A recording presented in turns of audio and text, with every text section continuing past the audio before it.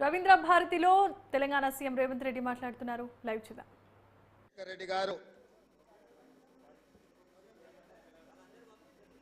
ఈ సమాజానికి పట్టిన రుగ్మతలను అనుభవిస్తున్న సమస్యలను పరిష్కరించే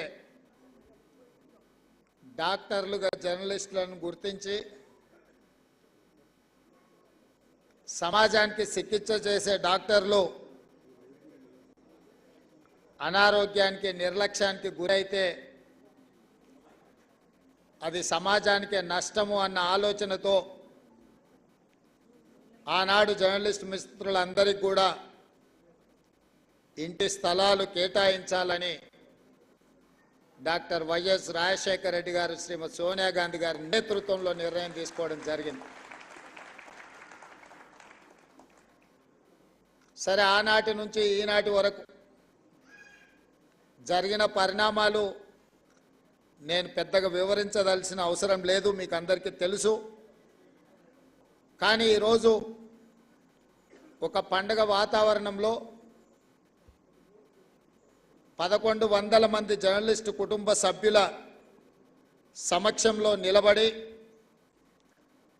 ఈ సమస్యకు శాశ్వత పరిష్కారం చూపించిన సహచార మంత్రివర్గ సభ్యులు పొంగులేటి శ్రీనివాసరెడ్డి గారు, అదేవిధంగా కార్యక్రమంలో పాల్గొన్న సహచార మంత్రివర్గ సభ్యులు పొన్నం ప్రభాకర్ గారు, మేమందరం గౌరవించి ప్రభుత్వం ఏర్పడ్డ తర్వాత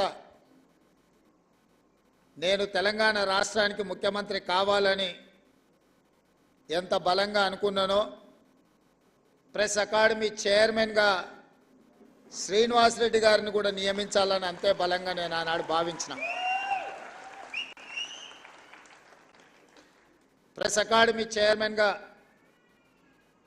పెద్దలు శ్రీనివాసరెడ్డి గారు ఈనాడు ఈ కార్యక్రమాన్ని ఏర్పాటు చేసి ఇందులో పార్లమెంట్ సభ్యులు చామల కిరణ్ రెడ్డి గారు, శాసన సభ్యులు మల్రెడ్డి రంగారెడ్డి గారు, వేం నరేందర్ రెడ్డి గారు, నగర ప్రథమ పౌరురాలు గద్వాల విజయలక్ష్మి గారు, అదేవిధంగా డిప్యూటీ మేయర్ శ్రీలత గారు, ఐఎన్పిఆర్ కమిషనర్ హనుమంతరావు గారు, సోదరులు పాత్రికేయ మిత్రులు దేవులపల్లి అమర్ గారు, వేదిక మీద ఉన్న పెద్దలు, తెలంగాణ సమాజానికి ప్రతినిధులుగా ఉన్న జర్నలిస్టు కుటుంబ సభ్యులందరికీ కూడా ఈ సందర్భంగా అభినందనలు తెలియజేస్తున్నాను. ప్రతి సమస్యకు ఏదో ఒక పరిష్కారం ఉంటుంది. పరిష్కారం గొప్పగా ఉండొచ్చు, పరిష్కారం మామూలుగా ఉండొచ్చు.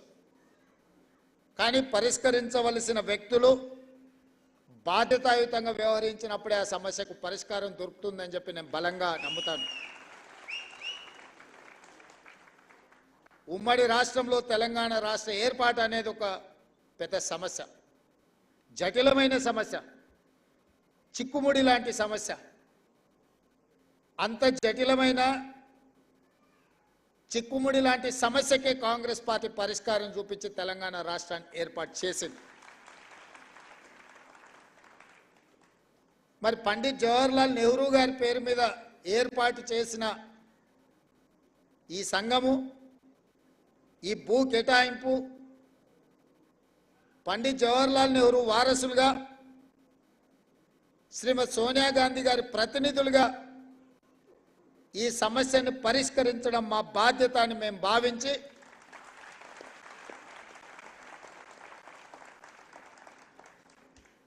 మా మిత్రుడు శ్రీనివాసరెడ్డి గారు 2 శాఖలు వారు కోరుకోలేదు.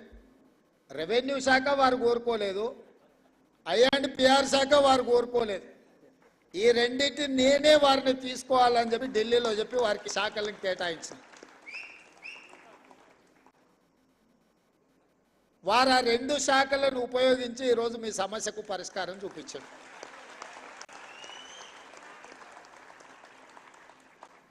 నా దగ్గరికి వంశీ, రవికాంత్ ఇతర మిత్రులు వచ్చి 2-3 సార్లు నన్ను అడిగితే నేను చెప్పిన పైనుంచి ఆదేశాలు ఉండవు. ప్రభుత్వం నడవడానికి ఒక ప్రాసెస్ ఉంటుంది, ఒక విధానం ఉంటుంది. ఆ విధానంలో ఆ సమస్యకు సంబంధించిన ఫైలు ఏ విధంగా ముఖ్యమంత్రి కార్యాలయానికి రావాలనో ఆ విధంగా ఫుల్ షేప్తోని ముఖ్యమంత్రి కార్యాలయానికి ఫైల్ వచ్చిన మరుక్షణం ఇక్కడ మీకు సంబంధించిన సమస్యకు పరిష్కారం దొరుకుతుందని వారికి చెప్పిన ఆ విధంగా ఫైల్ని బిల్డప్ చేసి ముందుకు తీసుకురండి అని చీఫ్ సెక్రటరీ గారి నుంచి మంత్రి గారి వరకు సూచన చేసిన ఈ ఫైల్ ప్రాసెస్లో మీకు తెలుసు